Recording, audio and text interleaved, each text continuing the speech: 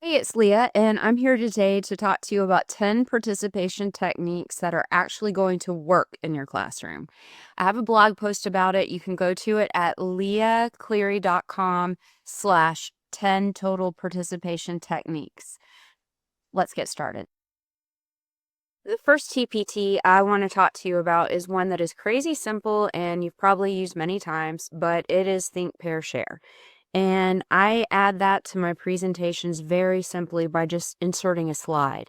And every slide has a timer on it. I know this only says pair share, but I always let the first round be the students write it down, this on a dry erase board, the question. That's the think part. With thinking, I always want for them to write first, and then I restart the timer and have them share their responses with their partner. So that is an engaging TPT, super simple to add the think, pair, share slide. Just insert one right into any of your presentations. The second TPT I want to show you is the interactive notebook. For the interactive notebook, students just get a spiral notebook and they label it for their class. They have dividers for each unit. And as you're working on the work, basically for the unit, students are gluing pages into their interactive notebook. They have notes and they have interactive graphic organizers called foldables.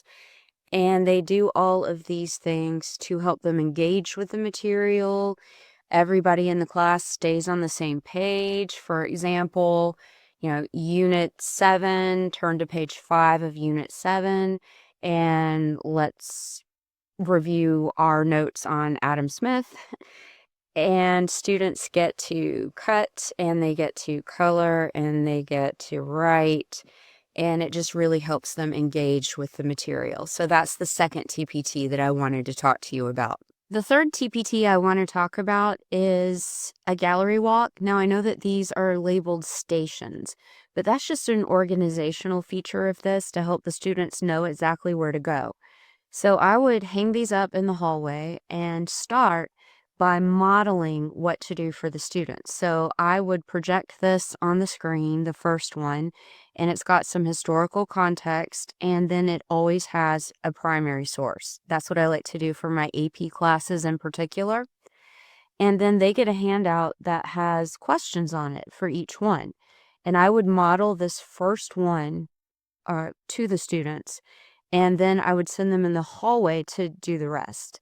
And I would follow that up either with a DBQ, or I would follow that up with an LEQ, a long essay question. I've put this particular activity in my free resource library on my website. You can access this one by going to this particular blog post, leahcleary.com/10 total participation techniques. And I have a form that you can fill out, just your name, your first name only, and your email address, and you'll get the password to my free resource library. Lots of good stuff in there. The fourth TPT is the tried and true Jigsaw activity. Here I've got one for the Gunpowder Empires, and with this one, the students would do a short reading. A lot of times I include primary sources, but not in this one. This was a very short activity. But each group would get a specific reading, and then they would answer the questions for their reading. And then we would regroup and send students to, so that each group is made up of one student who was in each group. So one person has the Ottoman Empire, one person has the Safavid Empire, one person has the Mughal Empire, and they're all three experts in those in the group. They discuss the questions, the answers to the questions with the other students, and the other students record, and then they all discuss and fill out the Venn diagram together. The next TPT I want to talk to you about are exit tickets, and I have this set of digital and print exit tickets that are on sale at a really good price.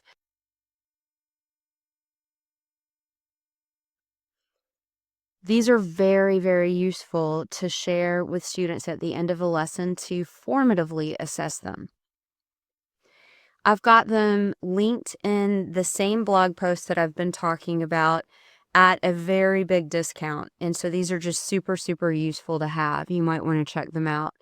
But my very favorite type of exit ticket would be a Google form adaptive exit ticket. So basically what you do, and I'm linking in the blog post to another blog post that I have where I demonstrated how to do this. You create sections, and basically based on the answer that the students choose, it's either going to take them to the next question if they're right, or it's going to take them to a short tutorial if they're wrong. And that's what that looks like. Continue to the next section or go to section 3, question 2, because that's the right answer. And so they would have a little reading and a free response question to answer. And it looks like this from student view. They would put their name, they would answer the question. If they get it wrong, it's going to take them to it wants me to enter some information. Let's just do whatever. And it's going to say, take them to the tutorial.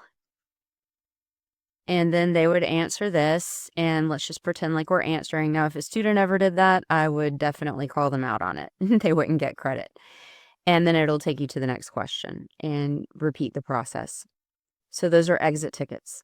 The 6th one, let's just go straight to the blog post, and it is 4 corners. And I like 4 corners because it is self-differentiation, plus the students get to get out of their seats. And so for differentiation, you can have 4 corners and just put a little sign in each corner. I feel solid on the causes and consequences of the Protestant Reformation, or whatever it is you're talking about. I understand the basics, but need some clarification. I feel confident enough to teach someone else, or I need to completely relearn this. This is great for self-differentiation. And you can also use it for, of course, opinion-based discussions. The next TPT is fantastic because it's absolutely free and it keeps students engaged. So it is called Crowd Buzzer, and you can host a game.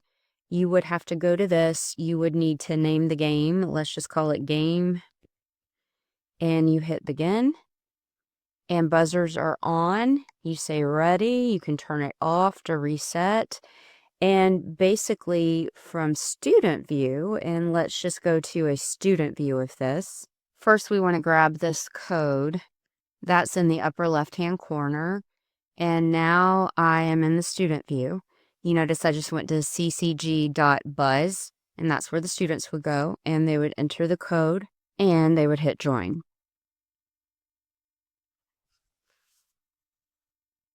And then they would put their name or their team, but always their name.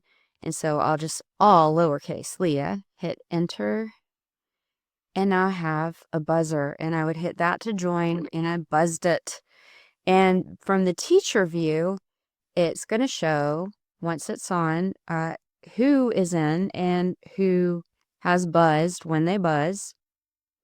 And I like to use this, say, if I'm giving a presentation on the age of exploration, every time I say the word mercantilism, buzz. The first 3 people who buzz are going to get candy or extra credit or whatever. And that really keeps the kids engaged. There are other ways you can use this, but that's one of my favorite ways too.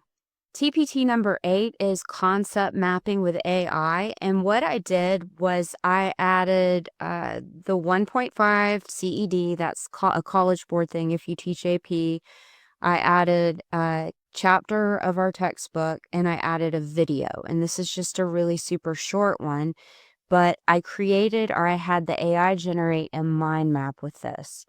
And if you click on the mind map, it is great because it's very interactive, and you can have the students go through this. You can have the students click on things, and then AI will give you the relevance. The important thing is that you make students do something with it. So maybe identify connections that they didn't see before, or maybe pull out connections that the AI missed. And that's a really good way to use it. So in this particular blog post that I'm linking to for this video, I've also linked to a blog post where I show you how to use NotebookLM. I just really love the mind map feature of NotebookLM for TPTs. The 9th TPT is peer teaching, using the students as experts.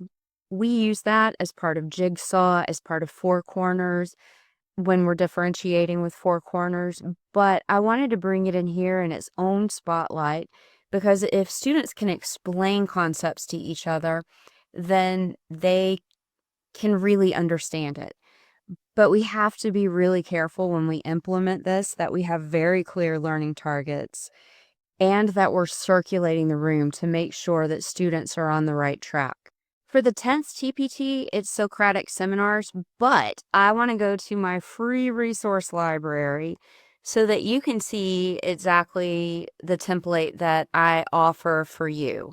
And I am just going to...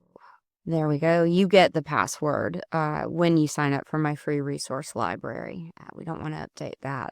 So I've got a lot of resources in the free resource library that are available to you when you sign up. You'll get the password. I'm going to click inquiry-based Socratic seminar and download it. This is a really good one for TPT. And it has auto-downloaded up here, so I'm just going to click on that. All right, so this is what you get when you download it, and it tells you how to use this so you can edit this. But basically, you get a template and you can change the content for whatever it is that you're doing. You give students a series of questions, you give students readings, and students go in and they prep for it, and then they have their own Socratic seminar. And this is just a way for teachers to keep score and for students to stay on track. That's it for today. Thanks for sticking with me, and thank you for learning about 10 total participation techniques for your classroom to keep students engaged. Head to my blog post, leahcleary.com/10 total participation techniques to learn more. Thanks.